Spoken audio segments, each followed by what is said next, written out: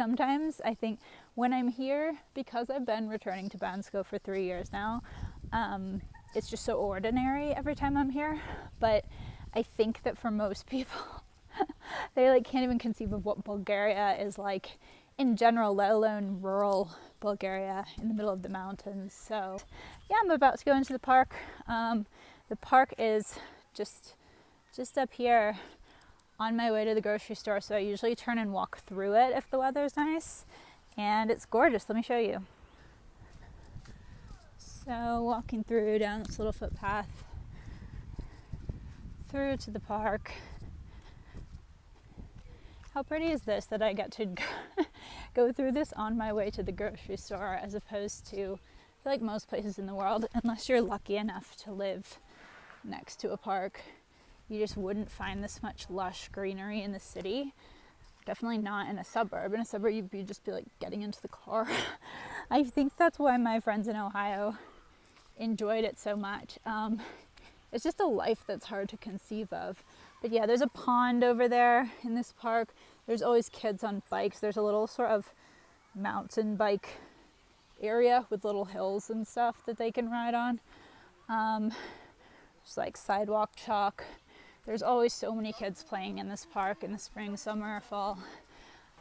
Okay, so now I'm over by the playground and this little cafe. I've spent hours here with various friends, just sitting, talking on my own, reading, working on my laptop.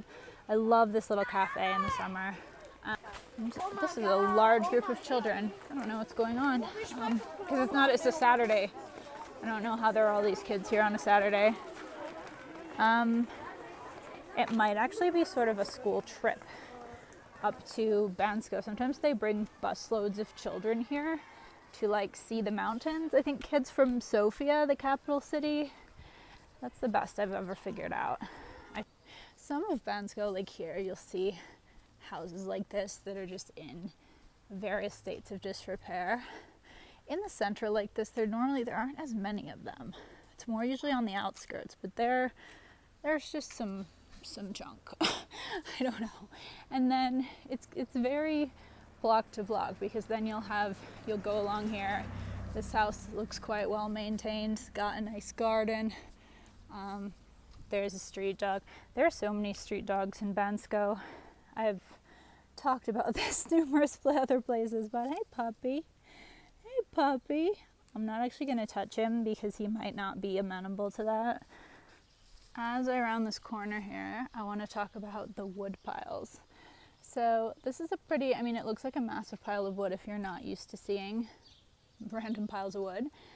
Before, in the time leading up to winter, this would be twice as high, if not more, if not higher. And there would be many, many more of these wood piles all around. So a lot of people in Bansko use wooden stoves as a heat source.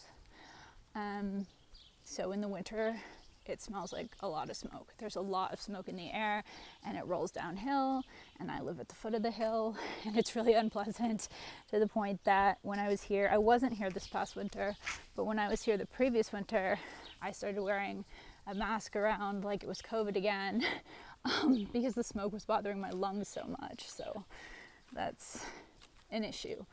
But I don't know, it's also kind of quaint or interesting. I think seeing the wood piles all around, it's just a reminder. It just reminds me sometimes of how weird my existence is. So yeah, again, just typical Bulgarian street. Got the Bulgarian flag, got some beautiful flowers. Oh, and an older lady who probably won't appreciate being filmed, so I'm gonna stop. Okay, I passed the older lady and she actually said hello to me, and she actually smiled, an old lady smile, which was cool.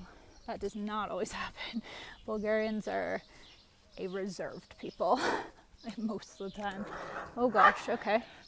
And there's a dog back there.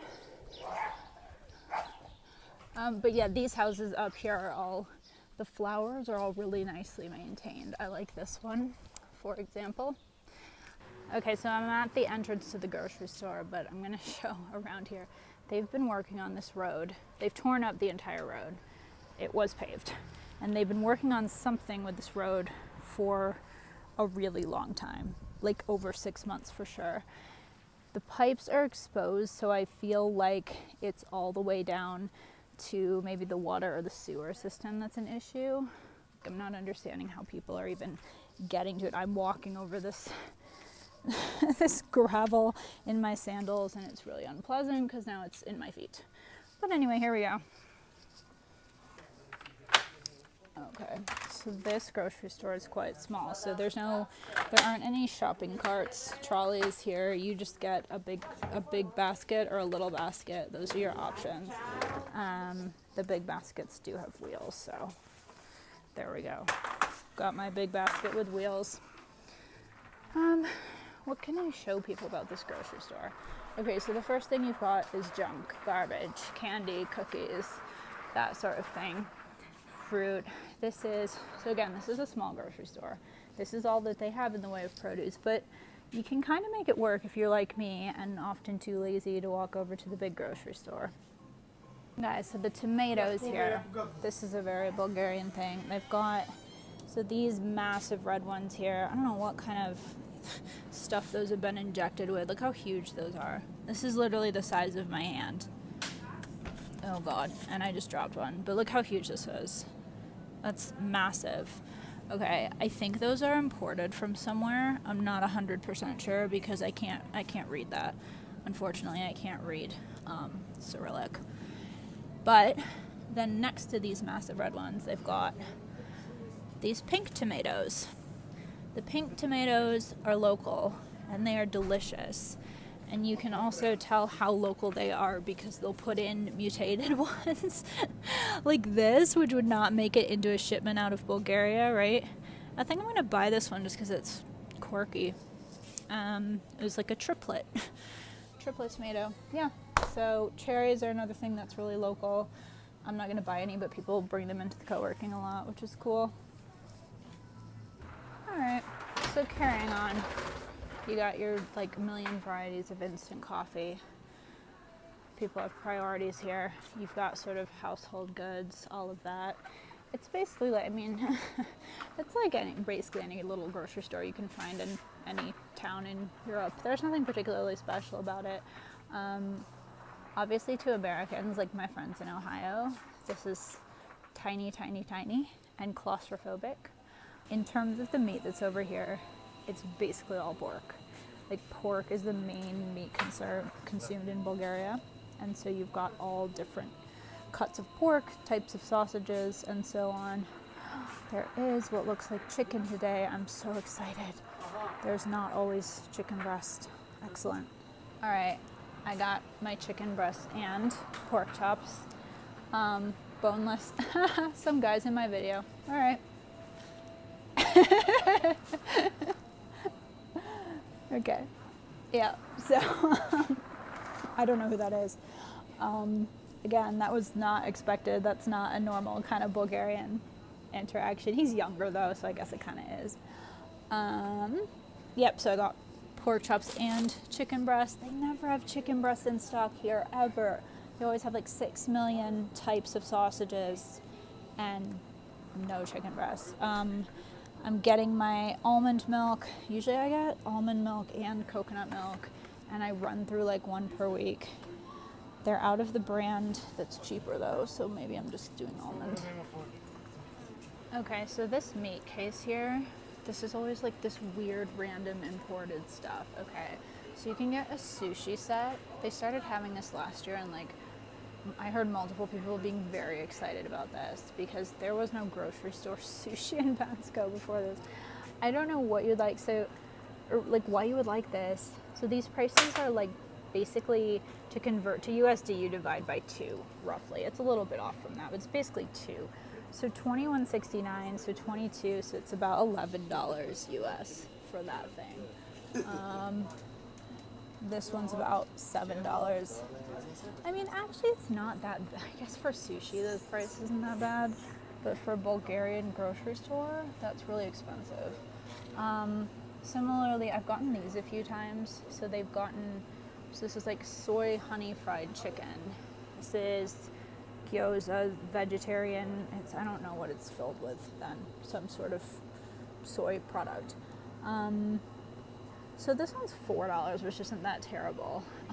This is $7 for this pre-made, like, I don't know, chicken stuff. And I just feel like for Bulgaria, that's so expensive.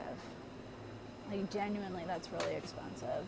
But I will get the $4 dumpling things. I mean, that's it. That costs about as much as like eating out for maybe a meal, but they wouldn't have this kind of product at a restaurant around here. So there we go. If you have to have your beef, this is typically the only beef available, and half of it in this case is lamb. So you've got lamb, but then you've also got like US beef. This is imported Black Angus from the US. It says $11.25. I'm not sure that's actually corresponding to, I'm not sure this is actually that price. That's not terrible though. $5.50-ish. I've seen a lot worse. But then you can get these steaks. That's actually not as bad as I would have expected either. $11 for a steak like that. That's not terrible. But yeah, if you want steak, this is basically where you get steak. There's also a butcher, but they always run out of beef right away because the foreigners all want beef. Locals just are very pork oriented. Okay, and then on your way to the checkout till, it is all booze, which I won't be purchasing. But some of it's really cheap. Like these bottles of wine are like $3, $4. It's not great. It's not very good.